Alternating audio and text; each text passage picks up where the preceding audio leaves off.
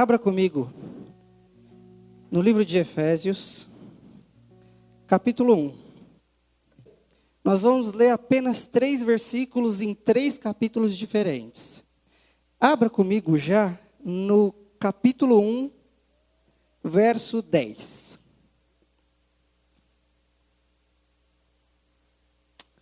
Vamos ler. Isto é, de fazer convergir em Cristo todas as coisas, celestiais ou terrenas, na dispensação da plenitude dos tempos. Capítulo 2, verso 10.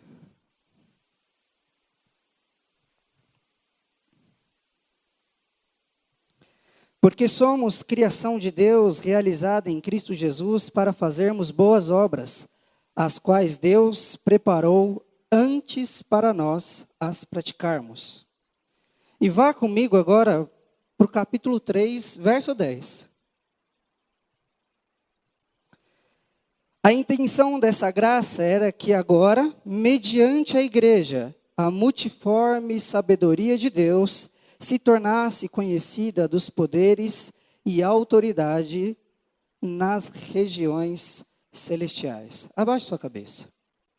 Querido Deus, nós pedimos a Tua graça sobre nós hoje.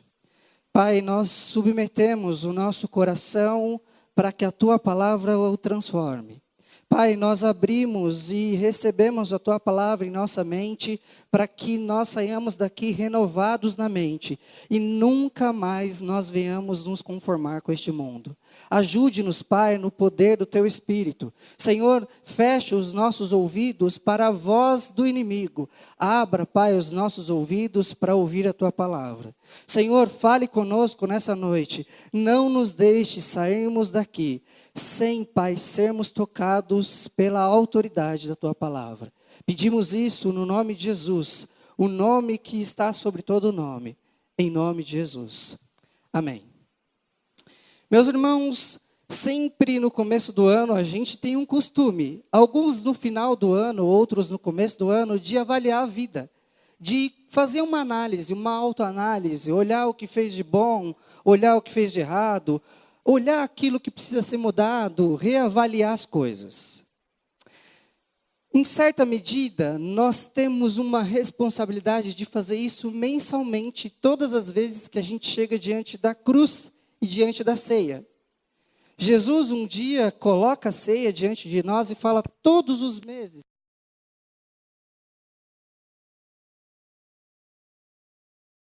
Som. Funcionou. Deixa outra aqui de step. Jesus diz para a gente, olha, de quando em quando, seja mensalmente, seja anual, faça isso diariamente, se possível, de se lembrar aquilo que eu fiz por vocês. Avaliem a vida de vocês conforme a minha palavra e os meus ensinamentos. Vejam como é que vocês estão vivendo e como eu gostaria que vocês vivessem. De certa forma, a ceia é um dia que a gente faz isso, que algumas pessoas deixam para fazer somente no final ou no começo do ano. O meu desafio para você hoje é que juntos a gente faça uma avaliação da nossa vida. É que juntos a gente possa avaliar aquilo que nós estamos fazendo ou deixando de fazer e comparar com aquilo que Cristo nos ensinou através da sua palavra. Quando a gente faz isso, a gente tem que olhar também para o nosso cenário brasileiro. A gente não só avalia a nossa vida e a sua vida, como a gente analisa a vida da nossa igreja. Mas também a gente faz isso a partir da igreja brasileira, do público evangélico brasileiro. E quando a gente olha para esse público, ou esse cenário da igreja evangélica brasileira, a gente percebe que diante de nós tem algumas pessoas que vivem confessando que é cristão, mas na prática vivem como ateus. Tony, como é isso? Simples. A pessoa vem aqui aos finais de semana, levanta a mão, canta a Deus dizendo que Ele é o centro da vida, mas quando sai daqui, vive exatamente como se Deus não existisse. A gente chega ao número mais ou menos de 43 milhões de evangélicos no Brasil, e a gente faz algumas perguntas. A primeira delas é, Se tem tantos cristãos assim, por que é que não tem tanta influência na sociedade? Faça uma conta comigo. Na cidade de Osasco, há aproximadamente 700 mil habitantes. Nós estamos falando de 43 milhões de pessoas que confessam, em todas as pesquisas, ser cristão. Mas no dia a dia, a gente percebe que muitos que se dizem ser cristãos não influenciam a sociedade. A segunda pergunta que a gente faz é, por que isso acontece? Por que há tantas pessoas que dizem ser algo, mas na prática vive de outra forma? Por que existe esse povo que, de certa forma, afirma e até vai ao culto, mas na vida prática não se lembra de Deus? O que será que se passa? E aí a gente faz uma terceira pergunta. Onde isso começou? Que raio é isso? Quem foi que ensinou esse povo a viver assim? Por que que vive desse jeito? E aí, a gente precisa se lembrar de algo que aconteceu no 4º século. 400 anos depois de Jesus. Um imperador romano chamado Constantino olha e vê que os cristãos estavam crescendo. A religião cristã não era reconhecida até então. Só que esse imperador olha e fala assim, tem muitos cristãos aqui. Então, para que eu não perca esses cristãos, eu vou instituir a religião cristã como uma religião oficial. O imperador Constantino, então, fala assim, eu vou pegar o cristianismo e vou reconhecer aqui que essa religião é válida, que é oficial, que eu estou autorizando. Inclusive, Constantino constrói até igrejas. Ele faz com que o evangelho de Jesus se propague. Mas uma coisa começou a acontecer nessa época. Algumas pessoas na sua casa e em seu coração confessavam a fé em outro Deus. Dizia assim, eu creio no sol como um Deus, eu creio em Zeus, eu creio em qualquer outro Deus. Mas ele dizia isso dentro do coração e dizia isso dentro da sua casa. Só que quando eles iam para a rua, eles respondiam que eram cristãos. Nasce então no século IV, pelo menos antes, a gente não tem tantos relatos disso, o que a gente chama de cristãos nominais. As pessoas que são cristãs no nome, mas na prática vivem como se Deus não existisse. Nós estamos falando do século IV depois de Jesus. Aí a gente começa a entender por que é que tem 43 milhões de evangélicos no Brasil. E muito pouca influência na sociedade. A gente começa a entender por que é que muitos confessam a fé. Quando chega um pesquisador na nossa porta, diz que é cristão, mas durante o dia se esquece que Deus existe. E aí a gente faz mais uma pergunta. Tony, a gente vê e a gente constata que isso é verdadeiro. A gente vê que tem um número cada vez maior de cristãos, mas cada vez menor a influência. A gente vê que o número de evangélicos está crescendo, mas o número de corrupção dos evangélicos é grande também. A gente vê que tem um número de evangélicos crescendo, mas a gente vê que o testemunho público dos evangélicos não é conforme Jesus ensinou. E a gente faz mais uma pergunta. A pergunta é, como cristão, como nós deveríamos viver? O que a Bíblia diz sobre o que é um cristão genuíno? Tony, afinal das contas, como é ser um cristão bíblico? Como é ser um cristão evangélico e como é ser um cristão conforme a vontade de Deus? E aí, meus irmãos, a gente vai de novo, vejam comigo, Efésios, capítulo 1, verso 10. Estudando a carta de Efésios, eu descobri que tem uma coisa muito interessante, que o capítulo 1, verso 10, fala do propósito de Deus em Jesus. No capítulo 2, verso 10, Deus fala do propósito dele para cada ser humano. E no capítulo 3, verso 10, Deus fala do propósito dele para a sua igreja. É isso que a gente vai conversar hoje. Abra comigo, capítulo 1, verso 10. Isto é, de fazer convergir em Cristo todas as coisas, celestiais ou terrenas, na dispensação da plenitude dos tempos.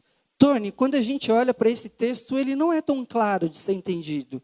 Ele tem algumas palavras que não são comuns a nós hoje. Tem algo aqui que a gente precisa estudar um pouco mais profundo. E é exatamente o que eu gostaria de fazer. E nesse versículo, uma coisa que a gente precisa entender é que aqui Deus está em missão através de Jesus. Não perca isso da sua cabeça. Deus está em missão através de Jesus. Tony, se Deus está em missão através de Jesus, que missão é essa? O que é que precisava acontecer? O que está acontecendo no mundo? E melhor, quando é que nós vamos viver isso, que é Deus fazer convergir em Cristo todas as coisas, celestiais ou terrenas, quando for o pleno tempo dele? E a gente precisa se lembrar da história da redenção. Você se lembra que em Gênesis já é narrado para nós a criação. E na criação, Antônio, a gente descobre que Deus cria o ser humano perfeito. Mas não só cria o ser humano perfeito, como ele coloca em uma terra que é perfeita. Não só o homem e a terra perfeita, tudo que Deus cria, natureza e animal é perfeito. Não só isso, a relação do homem com Deus é perfeita. A relação do homem com a natureza é perfeita. A relação do homem com a mulher é perfeita. A gente entende que na criação, pelo que a gente pode imaginar e ler, tudo era tão perfeito que a nossa mente não consegue imaginar. Tudo era tão perfeito que o máximo que a gente pensa é que perfeito é não viver aquilo que a gente vive hoje. Eu tenho um problema, então a ausência do problema é perfeição. Na verdade, a criação de Deus é muito mais do que isso. A Bíblia diz que a nossa mente, nosso coração, não consegue imaginar aquilo que Deus tem preparado para nós. Assim como era, Deus vai fazer muito melhor. Então nós não conseguimos imaginar no coração, nós não conseguimos imaginar na mente. Nunca ouvimos, nem vimos coisa parecida, como era na criação. Mas algo em especial acontece. De repente, o inimigo das nossas almas, o diabo, entra na história e começa a seduzir Eva e também seduz Adão. Coloca que a verdade que Deus tinha transmitido a eles podia ser vivido de outra forma. Convence então o homem e a mulher, o ser humano, a viver da forma que eles queriam viver. Seduz o ser humano para que ele viva conforme os desejos do próprio coração. Seduz o homem para que ele viva conforme as ideias da própria cabeça. Na verdade, o que o diabo faz é virar para Adão e Eva e diz assim: viva como você quiser. Viva de forma autônoma. Viva de forma independente de Deus. Assim o ser humano fez. O homem e a mulher passam então a viver de forma autônoma de Deus. Deus, você pode pensar que eu deveria viver de determinada forma, mas eu quero viver da forma que eu quiser. O Senhor disse que era para ser assim, mas eu digo que eu vou fazer assim. Isso trouxe consequências para a relação do homem com Deus, para a relação do homem com a mulher, para a relação do homem com a natureza, para a relação do homem com toda a criação. O pecado é como um vírus que entra em um corpo e acaba com a vida. O pecado é tão destrutivo que alcança todas as gerações, a ponto de o próprio apóstolo Paulo dizer em Romanos que todos os seres humanos estão destituídos, descolados da glória de Deus, e somente por meio de Jesus que eles podem chegar a Deus. O pecado é algo que entra e vai corroindo e vai acabando com o ser humano. O pecado original, então, afasta o homem de Deus. Deus santo, o homem pecador, Deus não pode se achegar próximo do homem. O pecado é tão forte que todas as crianças que nascem, já nascem em pecado. O pecado é tão grande que as pessoas que nasceram depois de Adão, e que nascerão daqui a 200, 300, 4 séculos, se Jesus não voltar, nascerão em pecado. Por causa da escolha de autonomia, o ser humano nasce de forma afastada de Deus, destituídos da glória de Deus. O pecado, então, começa a corroer a criação de Deus e começa a tirar a imagem de Deus do homem. Começa a trazer uma fissura, a machucar, a pegar como se fosse uma flor e desmanchar e deixá-la arrasada.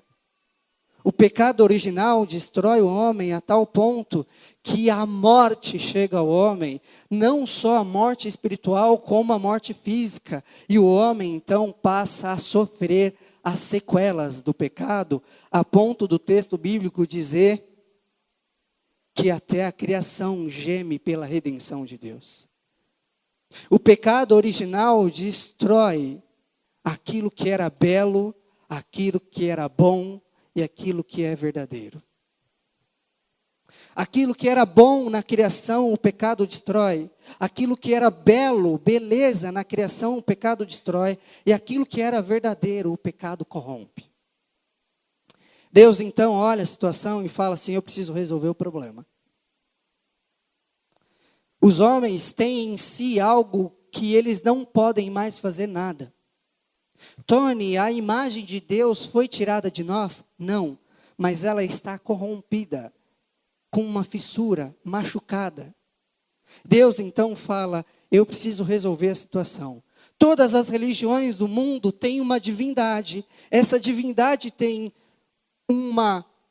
ou orienta os seus fiéis, que os fiéis precisam fazer um sacrifício. E quando os fiéis de determinada religião fazem um sacrifício a essa divindade, a divindade resolve perdoar ou não perdoar. Todas as religiões que você olhar, o Deus da religião vai exigir que os fiéis façam o sacrifício para Deus. No cristianismo, o evangelho do reino de Deus é diferente. A gente olha um Deus, a divindade, falando assim: você precisa fazer o sacrifício, mas eu vou enviar o sacrifício para você. Você precisa apaziguar a divindade, mas eu, Deus, vou me encarnar na história de vocês para que eu os perdoe. Deus então diz que no lugar de outras religiões, em que a gente precisava fazer alguma coisa, Ele faz o que a gente precisa fazer para nos perdoar. Jesus então vem para a nossa história e começa a sarar tudo aquilo que estava corrompido. A criação que gemia pela redenção começa a ter sinais de renovo. O nosso coração que só pendia para o mal, que só conseguia fazer coisas más, a ponto do apóstolo Paulo dizer: tudo aquilo de bom que eu gostaria de fazer eu não faço, e aquilo que eu não gostaria de fazer eu faço. Jesus então entra na nossa história e começa a mudar o nosso coração. Aquele que era coração de pedra, ele coloca um coração vivo e renovado. A nossa mente, que só tendia a pecar contra Deus, Deus então começa a fazer uma renovação em nós. A criação então passa por um processo de redenção. O que quer dizer isso? Leia comigo. Capítulo 1, verso 10.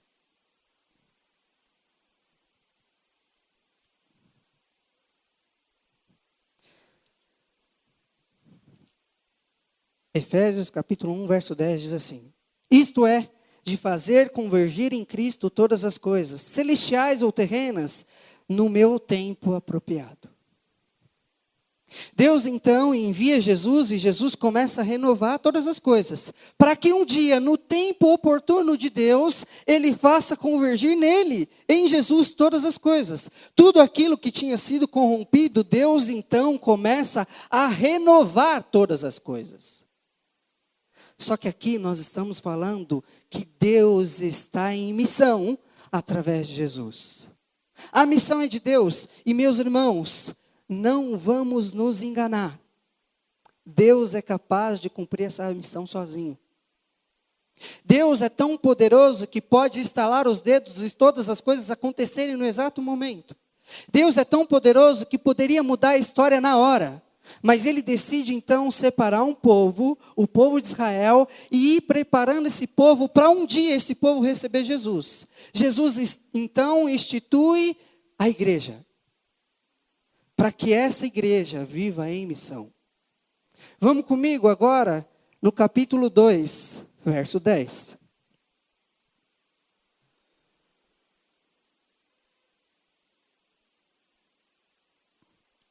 Diz assim: porque somos criação de Deus, realizada em Cristo Jesus, para fazermos boas obras, as quais Deus preparou antes para nós as praticarmos. O que a gente enxerga aqui é cada um de nós. Deus cria o ser humano, portanto nós somos criaturas e criação de Deus, realizada em Cristo Jesus para fazermos boas obras, que antes da queda nós já tínhamos sido criados. A ideia aqui é que cada um de nós, você e eu, somos criados antes da fundação do mundo, para um objetivo: praticarmos boas obras. Tony, o que você está chamando de boas novas? Não, eu não estou reduzindo boas novas àquilo que a gente chama de boa ação. Eu não estou reduzindo boas novas àquilo que a gente faz quando a gente distribui o que a gente tem de comer. Lembra que Deus cria todas as coisas: céu, terra, o habitat humano, o jardim, frutos, flores, árvores, animais e toda a criação. Deus então fala para o ser humano: homem, eu quero que você a partir de hoje cultive a terra. Quando a gente vai na origem da palavra cultivar, a gente entende que cultivar também é a origem da palavra cultura. Então, quando o homem pega um tronco de árvore e transforma em uma cadeira, ele está fazendo cultura. Deus estava falando assim: é isso que eu quero que vocês façam. Criem cultura. Só que quando a gente pega a raiz da palavra cultivo e cultura, a gente descobre que é a mesma origem da palavra culto. E a gente vê que a ideia principal de Deus é, enquanto a gente estivesse fazendo cultura e cultivando a terra, era para a gente estar cultuando. Então, o que Deus chama para nós fazermos, antes da fundação do mundo, era praticarmos boas obras. Fazermos boas obras. Tony, o que é boas obras? Boas obras é quando um de nós aqui está dentro de uma faculdade se preparando para ser um bom advogado. E ali, quando está diante da dificuldade de estudar, ele para e fala assim: eu preciso fazer bem isso aqui, e eu preciso ser um bom advogado, porque quando eu for um bom advogado, eu farei boas obras, porque o processo de estudar e aquilo que eu farei com a minha profissão é também boas obras. Só que não só isso. Aqueles que são envolvidos com arte ou com música, música dentro da arte, cultura, quando está fazendo uma música, imprime a imagem de Deus na música e fala: aqui eu estou fazendo boa obra. Diante de uma música bem escrita, bem feita, boa aos nossos ouvidos, bom, belo e verdadeiro, nós estamos fazendo exatamente aquilo que Deus nos criou para fazer: boas obras.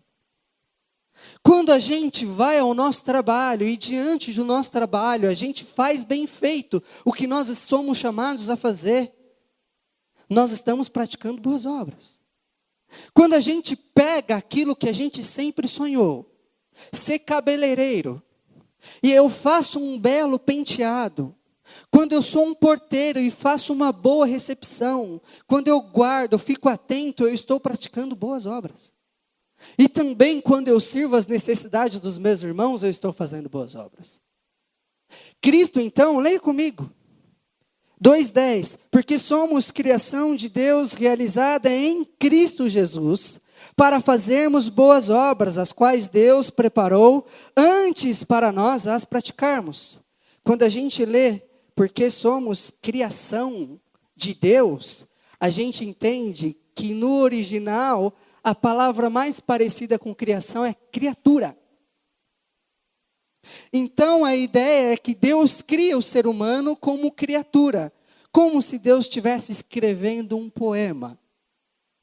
Nós somos criação de Deus, criatura. Quando a gente deixa de praticar as boas obras, é como se a gente tivesse, melhor, criatura e feitura.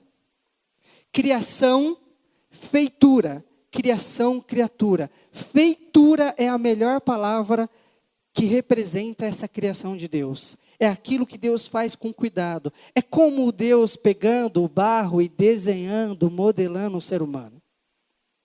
Só que quando a gente para de fazer as boas obras, é como se a gente tivesse tirado a cruz da centralidade das nossas vidas.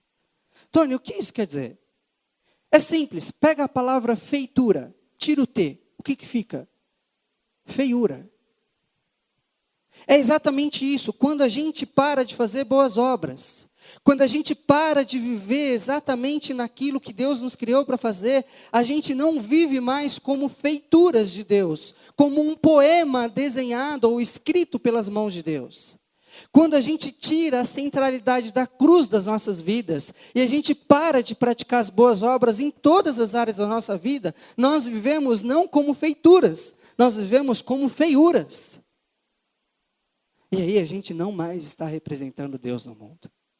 Quando a gente para de viver em missão, que é praticar as boas obras, a gente se torna feiura. E assim como Satanás, o diabo um dia enganou Adão e Eva, ele continuamente engana os seres humanos. Olha aqui para mim. O diabo não é criativo. Ele usa a mesma estratégia que sempre usou. É simples, quando a gente passa uma vida sem vivê-la em missão, a gente se torna feiura e não feitura de Deus. Vá comigo agora para o capítulo 3, verso 10. No capítulo 1, verso 10, a gente viu que Deus estava em missão e coloca Jesus como a representação da sua missão. Deus, através de Jesus, estava em missão. No capítulo 2, verso 10, a gente viu que Deus chama o ser humano para viver em missão. E agora a gente vê no capítulo 3, verso 10, que Deus chama a igreja a viver em missão. Leia comigo. A intenção dessa graça, a qual nós recebemos, era que agora, mediante a igreja, a multiforme sabedoria de Deus se tornasse conhecida dos poderes e autoridades nas regiões celestiais. Deus em missão. Jesus nos chama a viver em missão. E o Espírito Santo capacita a igreja a viver em missão. Deus Pai, Jesus o Filho e o Espírito Santo atuando na missão de Deus. E Ele chama a cada um de nós, mas também chama a igreja a viver em missão. Quando a gente olha para esse texto, a gente entende que o próprio Deus está chamando a igreja a ser representante do reino de Deus. A ser um sinal do reino de Deus a ponto de torná-la conhecida dos poderes e autoridades nas regiões celestiais. Tony, o que esse texto quer dizer? Quer dizer que quando o povo de Deus se reúne, cada um com a sua missão, para juntos viver em missão, a gente glorifica ao Pai. Mas quando a gente vive em missão no mundo, praticando boas obras juntos, a gente mostra para os seres celestiais o quanto Deus enviou o seu Filho para fundar uma igreja. E essa igreja vive para a glória de Deus. Quando a gente juntos pratica as boas obras, seja no nosso trabalho, seja na nossa casa, seja onde for, juntos como igreja, a gente se torna um modelo celestial. O que eu estou querendo dizer, ou melhor, o que esse texto diz para a gente, é que quando a igreja se junta para viver fazendo obras e viver para a glória de Deus, os seres celestiais e as autoridades celestiais olham para nós e reconhecem a glória de Deus. Você não foi chamado para fazer alguma coisinha.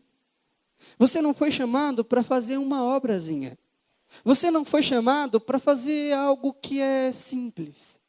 Você foi chamado para sinalizar o reino de Deus no mundo, através das suas boas obras. Você e eu fomos chamados a viver de tal forma que diante de um mundo angustiado, diante de um mundo perdido, diante da crise e do desespero de um país, diante dos problemas que nós estamos, a gente viva praticando as boas obras. E então Deus vai ser glorificado pelos seres celestiais. Nós estamos falando que nós temos uma responsabilidade como igreja, que é viver em boas obras.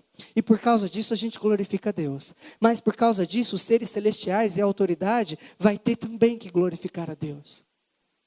Jesus não tinha outro plano. Ele não falou assim, se essa igreja que eu estou fundando não der certo, eu vou criar outro plano. Eu tenho um plano B.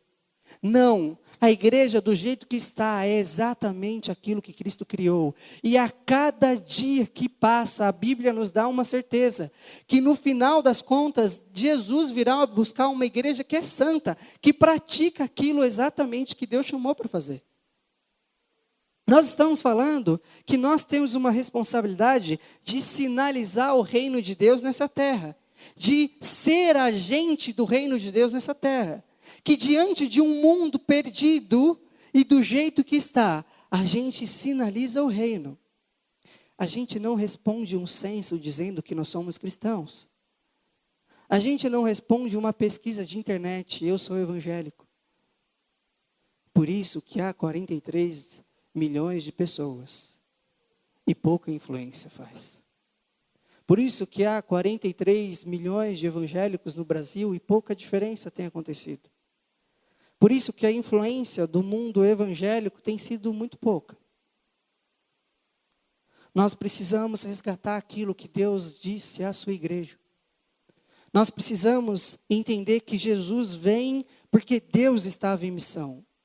Jesus, então, em missão, chama cada um de nós a vivermos em missão. E não só fala que para juntos a gente se una e viva em missão. Tony, você está falando então que quanto mais juntos estivermos, mais cumpriremos a missão? Sim. Quanto mais a gente puder fazer juntos. Deixa eu lembrar de um texto para vocês. Tem um texto nos evangelhos que diz que os discípulos de Jesus serão reconhecidos pelos de fora, pela prática de amor que lidam um com o outro. Deixa eu lembrar outro texto, que um dia os bodes e ovelhas, como uma representação, estarão diante de Deus. E diante de Deus, uns dirão, Deus, deixa eu entrar, porque afinal eu preguei no seu nome, eu profetizei no seu nome, eu expulsei demônios no seu nome. E Deus vai falar assim, aparta, porque eu não te conheço. Para outro grupo, tremendo talvez de medo, fala, se esse grupo que fazer isso não vai entrar, quanto mais a gente. Então esse outro grupo fala, recebe o convite de Jesus para entrar no reino, no céu e cear com Deus. E diante disso, esse grupo fala para Jesus, o que é que nós fizemos? Jesus então responde, quando vocês fizeram uma coisa qualquer a um dos meus pequeninos, dando água ao que estava com sede, roupa ao que estava nu, sem comida aos que estavam com fome, vocês fizeram a mim. Acho que 43 milhões de pessoas não estão lendo o texto bíblico. Tony, o que é que a gente faz então? Como é que a gente vive isso? E aí, meus irmãos, a gente precisa entender que para a gente praticar a missão, Deus já nos deu todas as ferramentas. Como assim, Tony? Simples, para a gente praticar a missão, a gente precisa fazer isso com os nossos dons. Juninho, todo ser humano tem um dom. Alguns têm vários dons. O importante é que a gente se lembre que esses dons só têm uma finalidade: viver para a glória de Deus. Quer você esteja comendo, quer você esteja bebendo ou fazendo qualquer coisa, faça isso para a glória de Deus. O dom, então, vem de Deus para a gente cumprir a missão de Deus. O dom, então, não serve para eu subir em um palco e no palco buscar fama. O dom, então, não serve para que eu demonstre o meu dom e o outro se sinta inferior. e eu superior. O dom, então, não é para eu me sentir maior do que outras pessoas. O dom é algo que Deus nos capacita, e ao nos capacitar, Ele nos dá um propósito, que é viver em missão. Então, o dom que o próprio Deus traz para a gente é para praticar boas obras e viver em missão. Se você ou eu estivermos com os nossos dons, fazendo outra coisa, a não ser para a glória de Deus, nós estamos roubando algo que é de Deus. Nós estamos vivendo fora do propósito de Deus. Você pode ser feliz? Sim, mas isso vai passar. Você pode ser realizado? Sim, mas isso vai passar. Conheço alguns artistas, e esses artistas famosos do jeito que são, reconhecidos do jeito que são, endinheirados do jeito que são, sonham com um dia entrar em um restaurante, sentar e fazer uma boa alimentação sem ser reconhecido. Porque eles falam, Tony, quando eu tive tudo, eu descobri que tudo não era o que eu precisava. Diante do cenário que eu tinha, eu queria conseguir fama, dinheiro e poder. E quando eu consegui fama, dinheiro e poder, o que eu quis era se matar. Era me matar. Porque eu descobri que isso não preenchia o vazio do meu coração.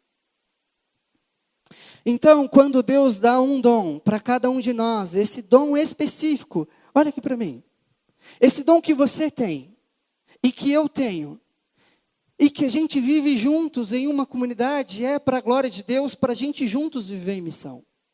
Se você tem algum dom que você esqueceu, que você parou de praticar, que você enterrou esperando um dia que Deus venha, saiba que hoje Deus está te chamando para trazer esse dom à tona e começar a praticar. Quem sabe o ano de 2016 não seja o ano exatamente em que Deus fale assim, por que é que você continua enterrando o seu dom? Por que é que você continua deixando ele de lado e não vai colocá-lo? Por que é que você está seduzido pela fama, poder e dinheiro e não quer mais praticar o seu dom em uma missão?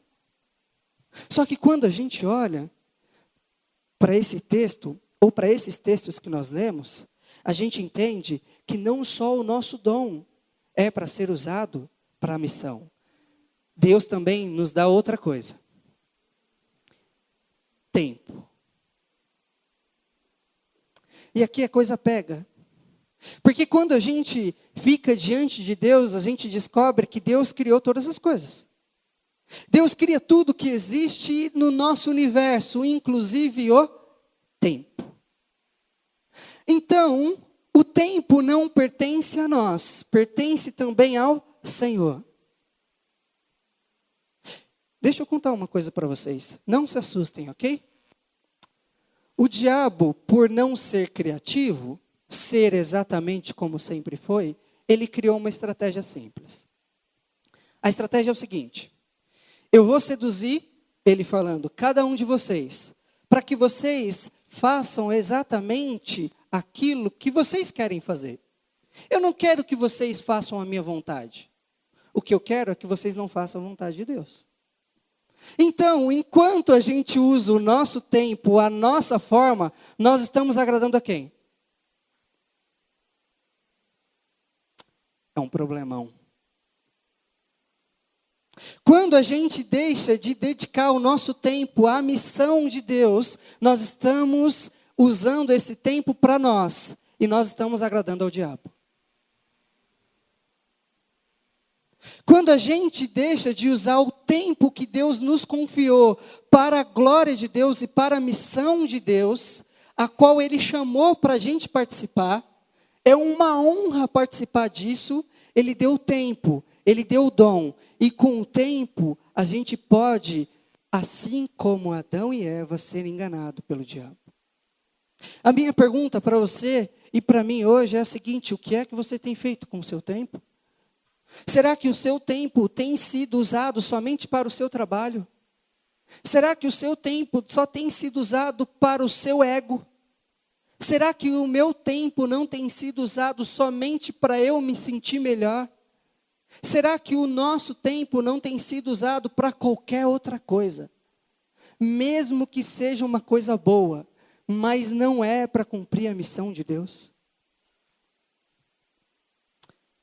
quando a gente não usa o nosso tempo para Deus, pode ser que a gente esteja usando para nós.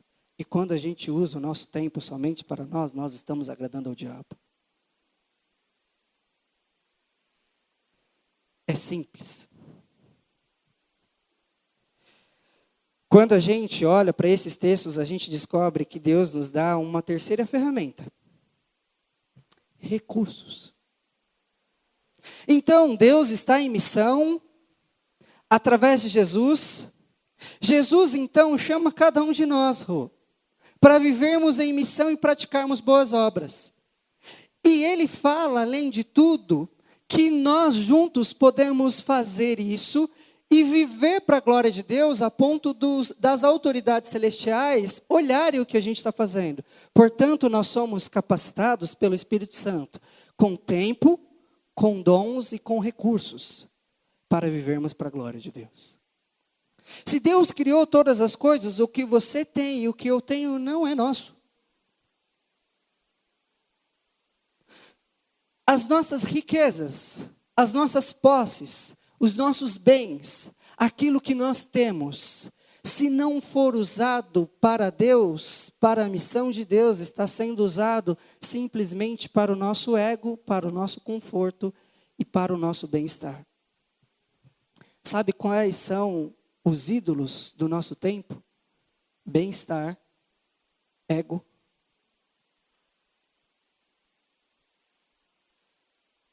A coisa é simples. O Senhor, então, nos chama a vivermos e pegar os nossos recursos e dedicar diante dEle e falar assim: Deus, eu sei que isso aqui que eu tenho não é meu, é do Senhor, me ajude a lidar com meus recursos com sabedoria. Quando a gente descobre que os nossos recursos é uma ferramenta de Deus para a gente viver em missão, a gente ora antes de gastar. A gente usa o dinheiro com sabedoria. A gente olha para as necessidades e faz com o máximo de atenção para que Deus, no final das contas, seja honrado, não a nós mesmos. A gente olha para Deus e fala assim: Deus, o que eu tenho não é meu, o Senhor me confiou. Eu sou um mordomo do que o Senhor me dá. E se eu sou um mordomo, eu não sou dono. Se eu sou dono, se eu não sou dono, eu não posso fazer o que eu quiser. Afinal, não foi isso que Adão e Eva fizeram? Adão e Eva não desejaram viver da forma que eles queriam viver? Adão e Eva não desejaram e fizeram aquilo que é viver de forma independente de Deus? Adão e Eva não falou assim: olha, a partir de hoje eu vou viver a minha maneira. Deus, você pode até existir, mas na prática eu vou ser um cristão ateu. Porque no culto eu vou levantar a minha mão e vou dizer que eu te amo. Mas no dia a dia da minha vida, esse ano de 2016, eu vou viver como todos os outros. Como um ateu. Porque na prática eu não quero fazer a sua vontade. Eu quero fazer a minha vontade. Entende que o inimigo das nossas almas faz exatamente a mesma coisa desde sempre? Nos seduzindo para viver a nossa vontade. Para nos satisfazermos, para buscar o nosso bem-estar somente. O que eu estou colocando diante de você e de mim é uma palavra para a gente refletir sobre o ano de 2016. Como é que você e eu iremos viver? Quais escolhas nós vamos fazer com os nossos recursos? Quais escolhas nós vamos fazer com o nosso tempo? Quais escolhas nós vamos fazer com os nossos dons? Está na hora de revermos a forma em que a gente vive e sermos renovados pelo Espírito Santo de Deus na nossa mente. Não responder a um censo dizendo que é evangélico e aumentar o número de evangélicos e aumentar e diminuir a influência cristã. O Senhor está nos chamando hoje para sermos submersos e não só submersos na palavra do Senhor, mas também nos submetermos à autoridade da Escritura. Tony, essa palavra que você está trazendo hoje é desafiadora demais. Tony, eu sei que eu vivi assim, mas é muito difícil deixar de viver dessa forma. Hoje o Senhor está falando contigo. Hoje o Senhor está falando comigo. Como é que nós vamos viver o nosso ano de 2016? O que a gente vai fazer com o nosso tempo, com os nossos dons e com os nossos recursos? Como é que você vai viver? Será que vai viver da mesma forma como todos os outros anos? Ou será que esse basta de Deus já não está chegando ao nosso coração e à nossa mente? O Senhor está nos desafiando a vivermos de uma forma em que a gente reconheça o senhorio de Jesus sobre todas as coisas da nossa vida. A ideia é simples. É que o momento em que eu estou no quarto sozinho, eu passo agora a refletir que esse tempo que eu tenho não é meu, é de Deus. E que os dons que eu tenho durante o dia, as habilidades que eu tenho, eu vou desenvolver cada vez mais, porque elas não são minhas, é de Deus. E aí eu descubro que o que eu tenho como recursos também não pertence a mim. Tempo, recurso, dinheiro, recurso, tempo e dons foi nos dado para a gente cumprir a missão em que Deus está. Deus está em missão por meio de Jesus. Jesus chama o seu povo a viver em missão. O Espírito Santo capacita a igreja a viver em missão. Capacita com dom, com talento, com habilidade, com tempo. Meus irmãos, alguém daqui acha que as 24 horas que nós temos é menos do que as 24 horas que Jesus teve? A gente sabe o que a Bíblia diz de abreviar o tempo é a quantidade de coisas que acontece. Mas não quer dizer que a gente tem menos do que 24 horas que Jesus teve. Como é mesmo que Jesus utilizou a vida dele? O que Jesus fazia com os próprios recursos? O que Jesus fazia com os seus dons? O que Jesus fazia com o seu próprio tempo? A ideia para nós hoje é sairmos daqui com uma mentalidade renovada, de dizermos: Deus, a partir de hoje eu reconheço o seu senhorio sobre a minha vida. Tem mais uma coisa que acontece. Muitos desses 43 milhões de evangélicos no Brasil resolveram reconhecer Jesus como Salvador. Juninho, é simples. Eles disseram: aqui tem o inferno, aqui tem o problema, aqui tem a doença. Eu quero Jesus, porque Jesus vai me livrar do inferno, vai me livrar da ira de Deus, vai me livrar dos problemas, vai me livrar da doença. Essas pessoas reconheceram Jesus como Salvador, mas elas não reconheceram Jesus como Senhor. Porque quando a gente reconhece Jesus como Senhor, a gente não faz mais a nossa vontade, a gente tem o Senhor. E o Senhor diz para nós como é que a gente deve viver. O Senhor diz para a gente o que a gente faz com o nosso tempo, com o nosso dinheiro e com os nossos dons. O Senhor é que diz como é a forma que a gente deve viver nossa vida. Ou a gente cai na cilada de Satanás e faz exatamente como Adão e Eva. Como é que a gente vai viver esse ano? Como é que a gente vai viver esse ano? Diante de uma ceia que nós vamos tomar já já. Como é que você vai para essa ceia? Como é que você está diante de Deus? Deus, até hoje, na ceia, eu sempre olhei para mim e falava assim: eu pequei nisso, eu pequei naquilo, eu pequei em tal coisa. Deus, mas eu nunca me arrependi diante do Senhor com o que eu fiz com o meu tempo. Deus, eu nunca me arrependi diante do Senhor com o que eu faço com os meus recursos. Deus, eu nunca me arrependi o que eu faço com os meus dons. Hoje o Senhor está nos chamando para fazer isso. Chamando a você e a mim para nos arrependermos diante dEle e falar assim: Deus, hoje, a partir de hoje, eu não só reconheço que eu fiz errado com tempo, dom e talento, e dons, e tempo, e dinheiro, e posses, e os meus dons. Deus, eu quero honrar o Senhor com isso. Deus, eu sei que até hoje eu me arrependi de várias coisas, mas isso não. Deus, eu coloco diante de Ti essa minha necessidade, e eu sei que a cruz me lembra o que o Senhor fez, mas a cruz também, diante da ceia, nos lembra o como vai ser. Um dia o Senhor virá nos buscar, e ao nos buscar, Deus, eu quero me encontrar contigo com mãos cheias de obras. Deus, eu não quero chegar diante de Ti e ser perguntado o que é que nós temos e a gente não ter nada para oferecer. A ideia é simples. Paulo fala à igreja de Coríntios que a gente pode fazer qualquer coisa da nossa vida. Que a gente pode fazer boas obras, que a gente pode fazer ministério. Mas há uma diferença entre fazer e fazer. Qual é a diferença? É que uns, para construir o ministério, pega palha, feno e madeira.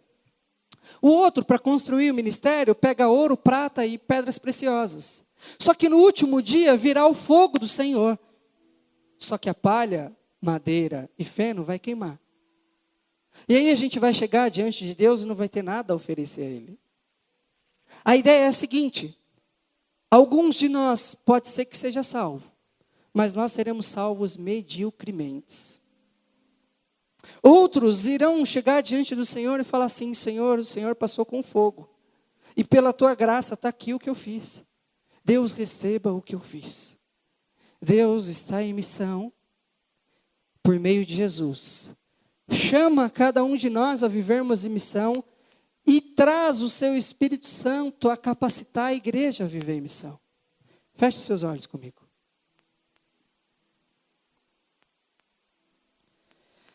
Querido Deus, nós colocamos as nossas vidas diante do Senhor, assim como nós fizemos desde o começo. Pai, nós nos arrependemos, sim, porque muitas vezes nós utilizamos o nosso tempo da forma que a gente queria. Simplesmente o que vinha à mente a gente fazia. Pai, muitas vezes nós usamos os nossos dons para aquilo que não é a finalidade que o Senhor tinha. Nós usamos os nossos dons para sermos famosos, para termos poder, para termos dinheiro. Pai, muitas vezes nós usamos as nossas habilidades de forma errada e não para viver em missão diante do Senhor. Pai, ajude a cada um de nós a vivermos em missão. O Senhor está em missão, o Senhor envia o seu Filho a nos chamar, e ao nos chamar envia o seu Espírito Santo a nos capacitar. Pai, nós temos tudo para viver em missão. Ajude-nos a vivermos assim e não nos deixe mais cairmos na cilada do diabo.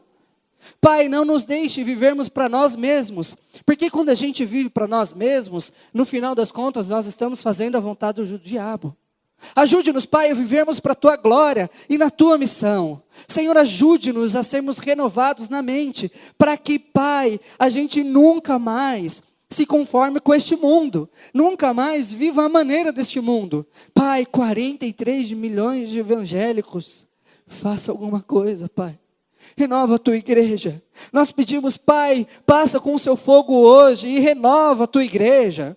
Renova, Pai, as obras das mãos desses cristãos. Renova, Pai, os políticos desse país. Renova, Pai, os evangélicos, para que a influência seja uma influência cristã. Em nome de Jesus nós pedimos isso. Nós pedimos no nome de Jesus, porque é o nome que está sobre todo nome. E não há maior autoridade nessa terra do que o nome de Jesus. Pai, nós Te honramos e queremos Te honrar com a nossa vida. Ajude-nos a crescermos diante de Ti. Nós pedimos isso em nome de Jesus. Amém.